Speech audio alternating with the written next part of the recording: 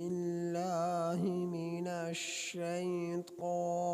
الرجيم. بسم الله الرحمن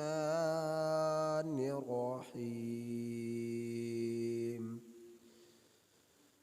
وما ظن الذين يفترون على الله الكذب يوم القيامة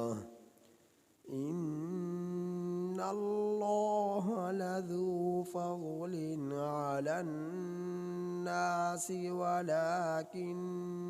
أكثرهم لا يشكرون.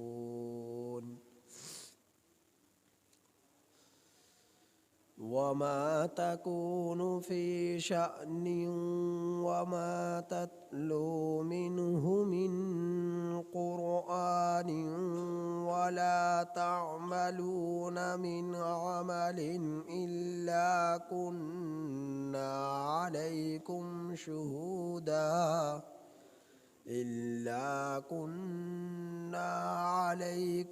شهودا إذ تفيضون فيه وما يعزب عن ربك من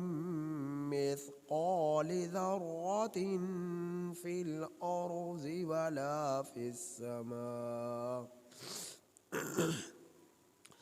ولا في السماء ولا أصغر من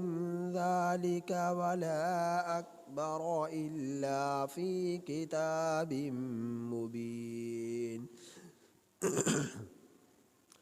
ألا إن أولياء الله لا خوف عليهم ولا هم يحزنون الذين آمنوا وكانوا يتقون لهم البشرى في الحياة الدنيا وفي الآخرة لا تبديل لكلمات الله ذلك هو الفوز العظيم.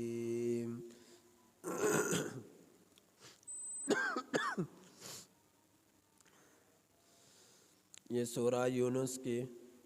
آیت نمبر 60 تا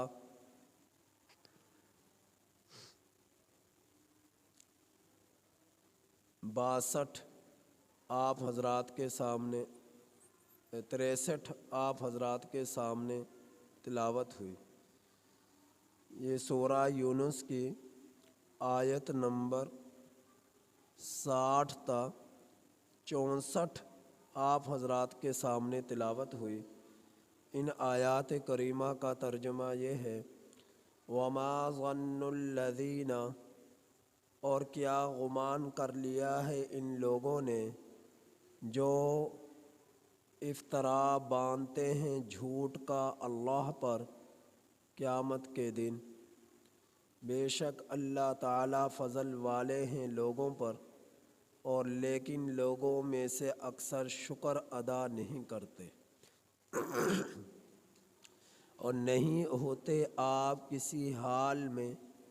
اور نہ ہی آپ تلاوت کرتے ہیں اس حال میں قرآن سے، اور نہ ہی تم عمل کرتے ہو کوئی عمل، مگر ہم تم پر حاضر ہوتے ہیں جس وقت تم مشغول ہوتے ہو اس میں.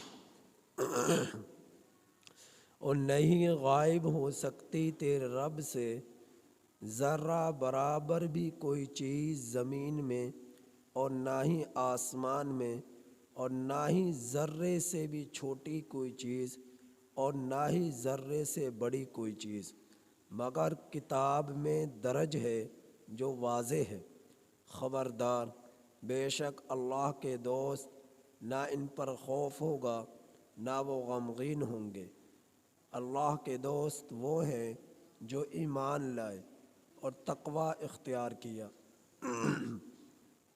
ان لوگوں کے لیے خوشخبری ہے دنیا کی زندگی میں اور آخرت میں. اللہ کا کلمہ تبدیل نہیں ہوتا، یہ بڑی کامیابی ہے.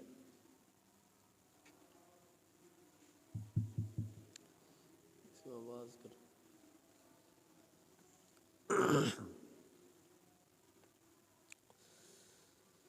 ان آیات کریمہ کا ترجمہ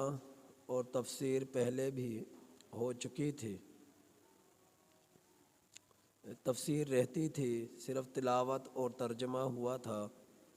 ان آیات کریمہ میں اللہ جل شانہ ارشاد فرما رہے ہیں کہ کیا گمان کر لیا ان لوگوں نے جو اللہ پر افطرا باندھتے ہیں جھوٹ کا، قیامت کے دن دنیا کے اندر اللہ رب العزت کے ساتھ شرک کرنے والوں نے اللہ کی خدائی میں انتہا کر ڈالی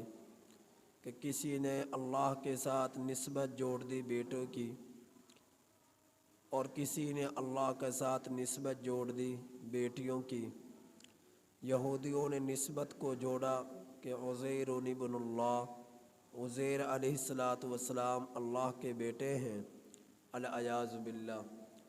اور اہل نصارہ نے کہا مسیح ابن اللہ، کہ عیسیٰ علیہ السلام اللہ کے بیٹے ہیں، العیاذ باللہ۔ اور مشرکین نے کہا وَيَجْعَلُونَ لِلَّهِ الْبَنَاتِ، کہ وہ اللہ کے لیے بیٹیاں قرار دیتے ہیں، یعنی یہ فرشتے العیاذ باللہ اللہ کی بیٹیاں ہیں۔ تو یہ جھوٹ جو اللہ کے ساتھ جوڑتے ہیں، کبھی بیٹوں کی نسبت کر کر،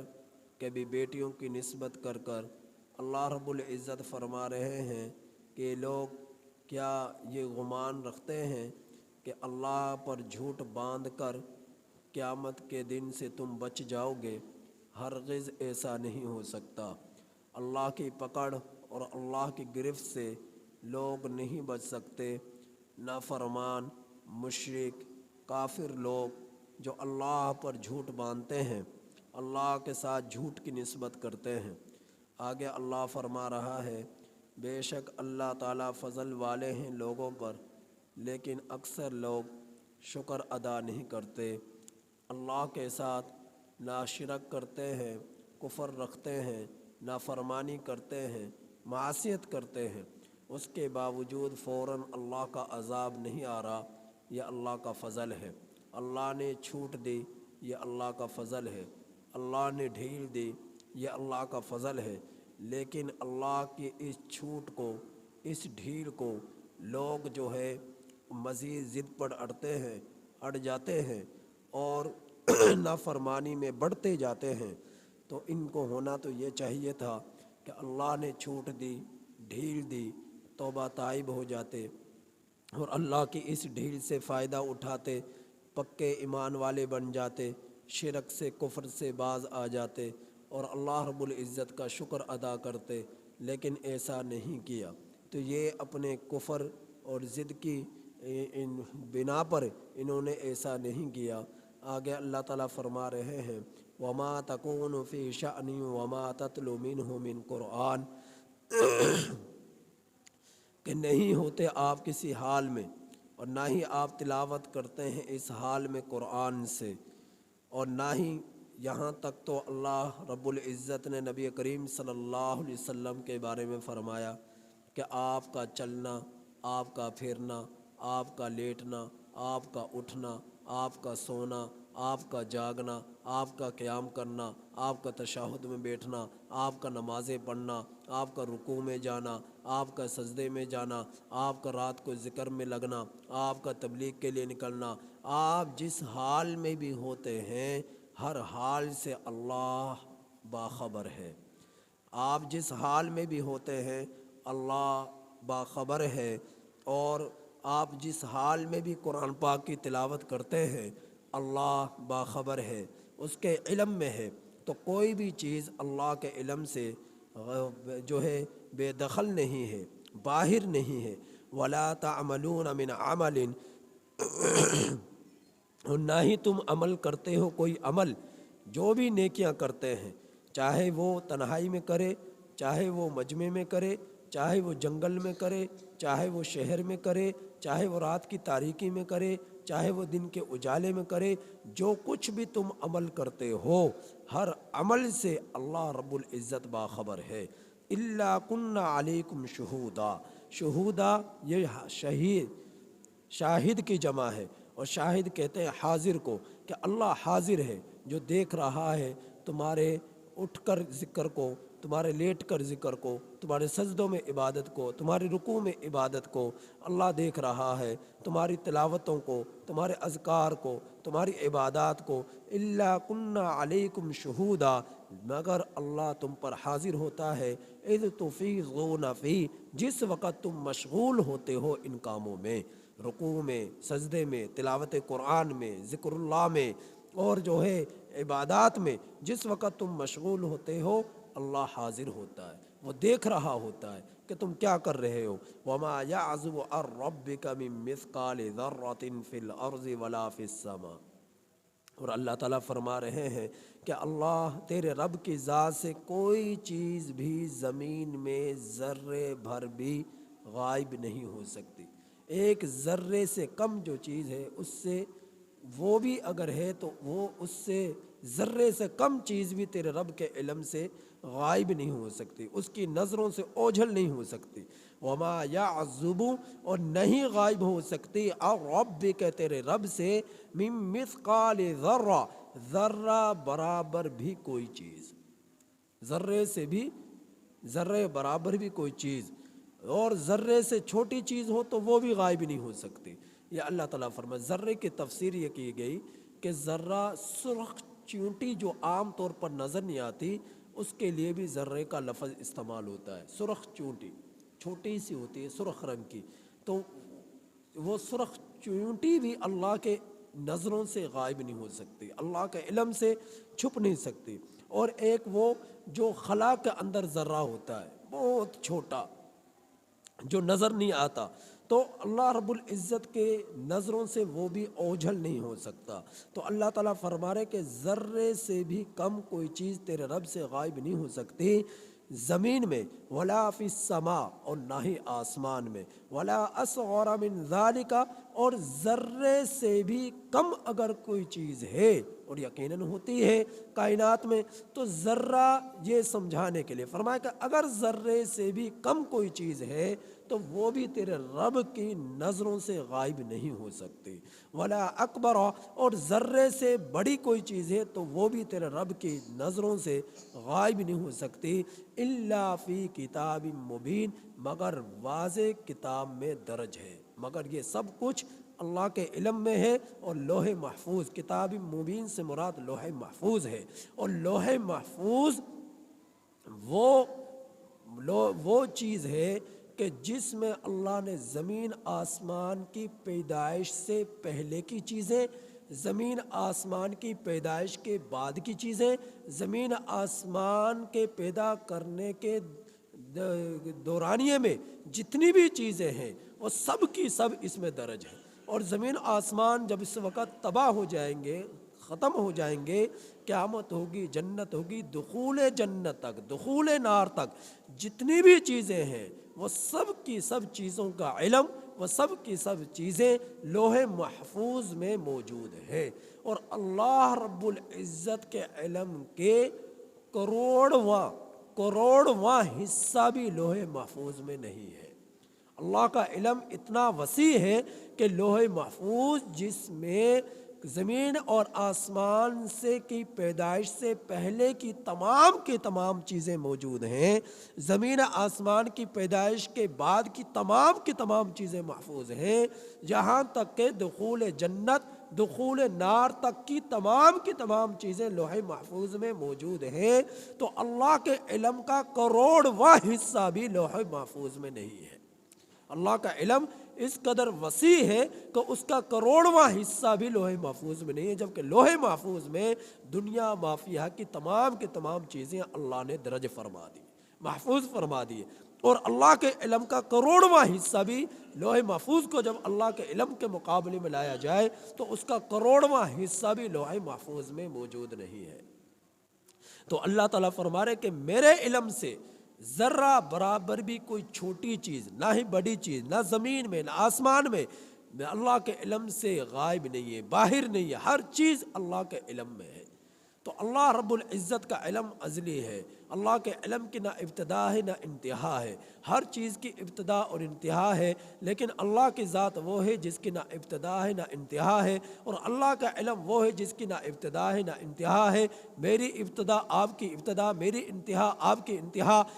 آسمان کی ابتدا آسمان کی انتہا، زمین کی ابتدا زمین کی انتہا، مشرق مغرب شمال جنوب چاند ستارے سیارے، یہ سب کے سب چیزوں کی ابتدا بھی ہے انتہا بھی ہے، لیکن اللہ کی ذات کی، اللہ کے علم کی نہ ابتدا ہے نہ انتہا ہے۔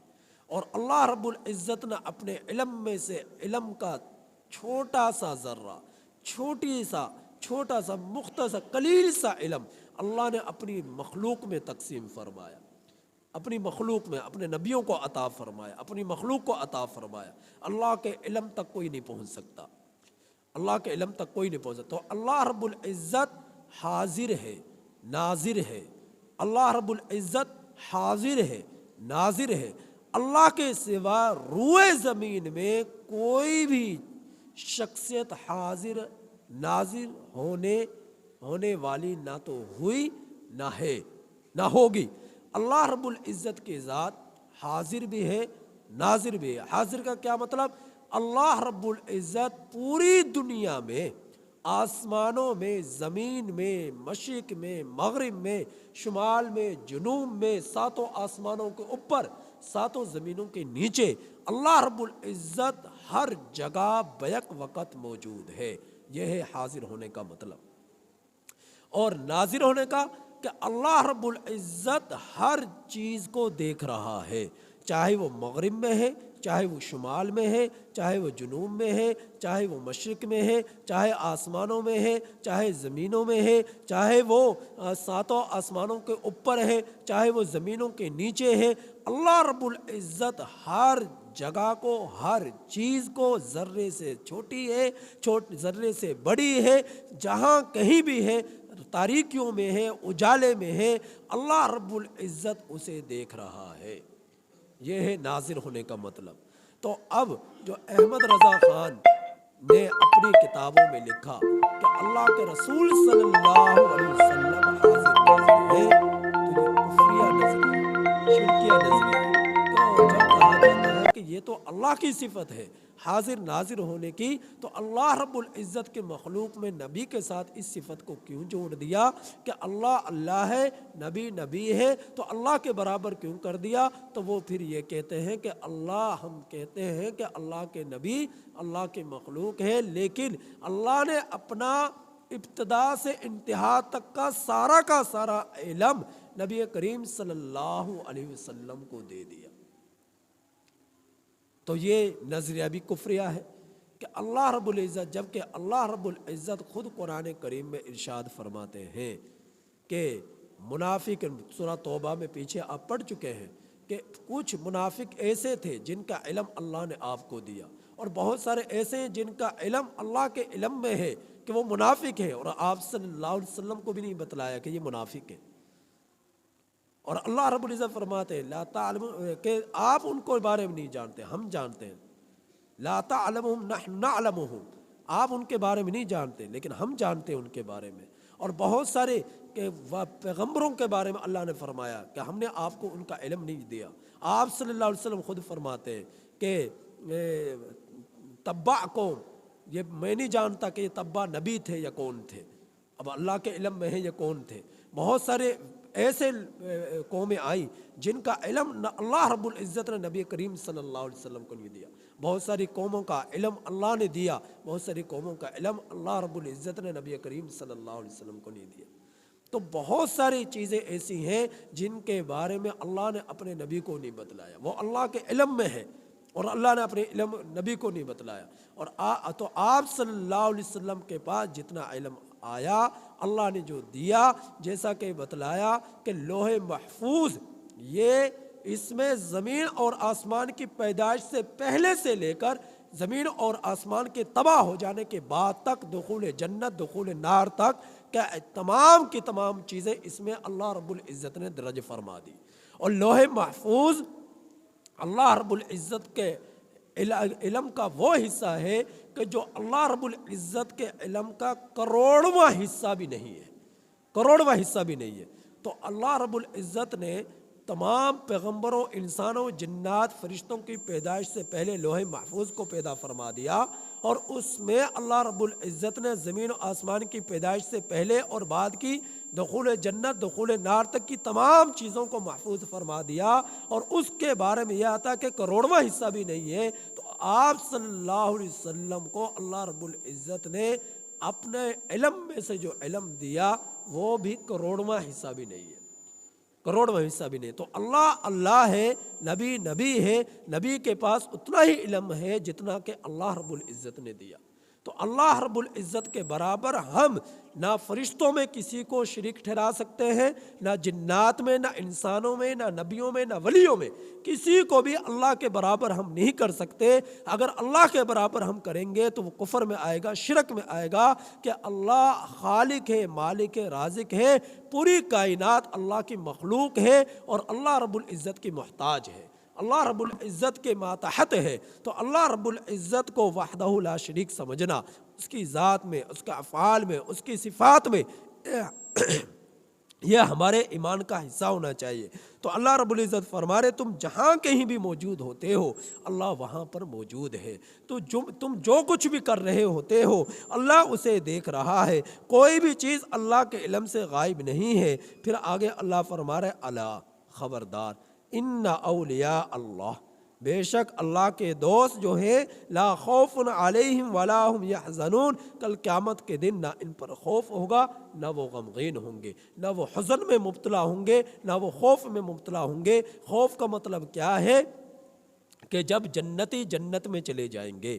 تو جنت میں چلے جائیں گے تو ان کو پھر آگے کسی چیز کا خوف نہیں ہوگا کہ اب مجھے جنت سے نکال دیا جائے گا، اب مجھ سے جنت کے محلات چھین لیے جائیں گے، اب مجھ سے جنت کی نعمتیں چھین لی جائیں گی، جوانی مجھ سے چھین لی جائے گی، بڑھاپا مجھ پر آ جائے گا، میں بیمار ہوں گا، مجھ پر غم بھی آ سکتا ہے۔ تو ان چیزوں کا خوف اللہ رب العزت اپنے ولیوں سے اٹھا لیں گے۔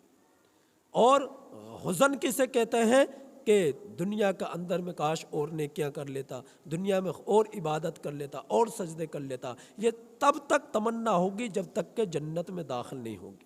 جنت میں دخول کے بعد پھر ان چیزوں کا حزن نہیں ہوگا کہ دنیا میں میں نے کیسے عمل کیے، کہ دنیا میں زیادہ سجدے کر لیتا، زیادہ اذکار کر لیتا، زیادہ تلاوتیں کر لیتا، زیادہ روزے رکھ لیتا، زیادہ نمازیں پڑھ لیتا، تو جنت میں داخل ہونے کے بعد اس حزن کو بھی اس کے اندر سے نکال دیا جائے گا، کیونکہ جنت نام ہے ایسی چیز کی جس میں نہ خوف ہے نہ حزن ہے، اور ہر طرح کی راحت ہی راحت ہے، غم نام کی کوئی چیز نہ ہوگی۔ تو جنت ایسی نعمتوں کا، ایسی اللہ رب العزت کے انمول خزانہ ہے، ایسا ولیوں کے لیے تحفہ ہے، نیک لوگوں کے لیے تحفہ ہے، انعام ہے، جو انہوں نے دنیا کے اندر اللہ کو راضی کیا اور اللہ کو راضی کر کر دنیا سے چلے گئے، تو ان کے لیے انعام ایسا مل رہا ہے کہ جس انعام کے ملنے کے بعد جنت کی صورت میں نہ ان پر حزن ہوگا نہ ان پر خوف ہوگا۔ تو ولی کی تعریف اللہ رب العزت نے اگلے آیت کریمہ میں فرما رہے ہیں کہ یہ ولی ہیں کون، اللہ کے دوست کون ہیں؟ تو فرمایا الذین آمنوا، وہ لوگ جو ایمان لائے، وکانوا یتقون، اور تقوی اختیار کیا، وہ لوگ اللہ کے دوست ہیں۔ وہ اللہ کے دوست نہیں ہے کہ جنہوں نے ہاتھوں میں چوڑیاں پہن لی، جنہوں نے میک اپ کر لیے، جنہوں نے ڈانس کیے، اور جن کے جو خرق عادت کوئی چیز ان کے ہاتھوں سے پیش ہو گئی اور ان کا ایمان بھی ادھورا ہے، ان کے اعمال بھی درست نہیں ہیں، نہ انہیں نمازوں کا پتہ، نہ انہیں پاکی ناپاکی کا پتہ، اور ان کے ہاتھ سے کوئی ایسی چیز صادر ہو گئی جو انسان کو حیرت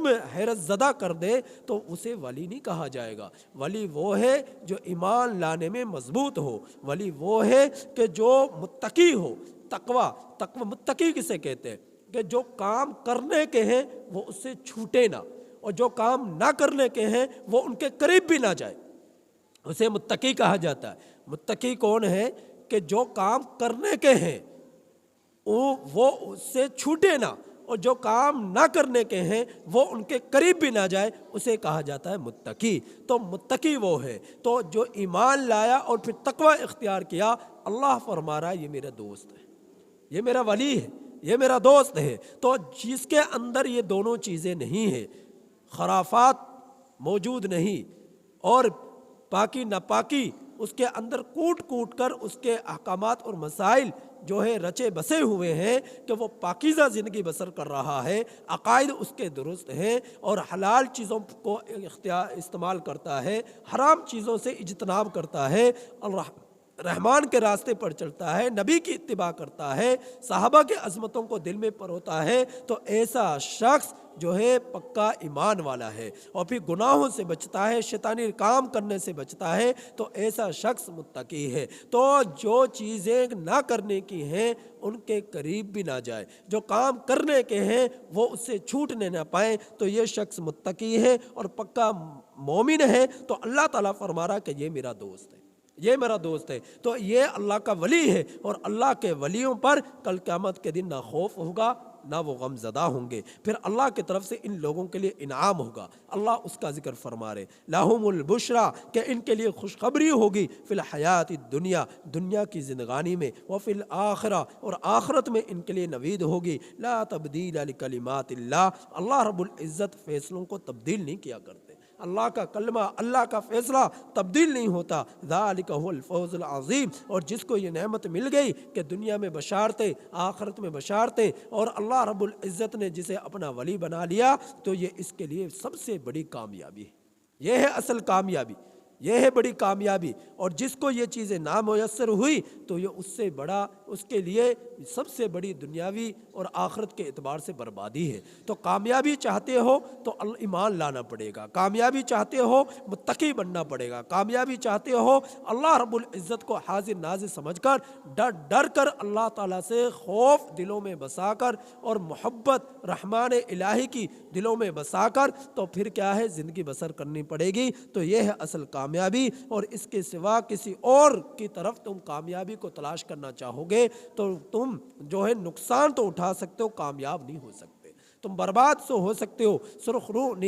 روئی حاصل نہیں کر سکتے۔ لہٰذا رحمان کے بتلائے ہوئے طریقوں پر چلو، نبی کے بتلائے ہوئے طریقوں کو اپناؤ، اور صحابہ کے عظمتوں کو دلوں میں بساؤ، اور اس طرح زندگی گزارو کہ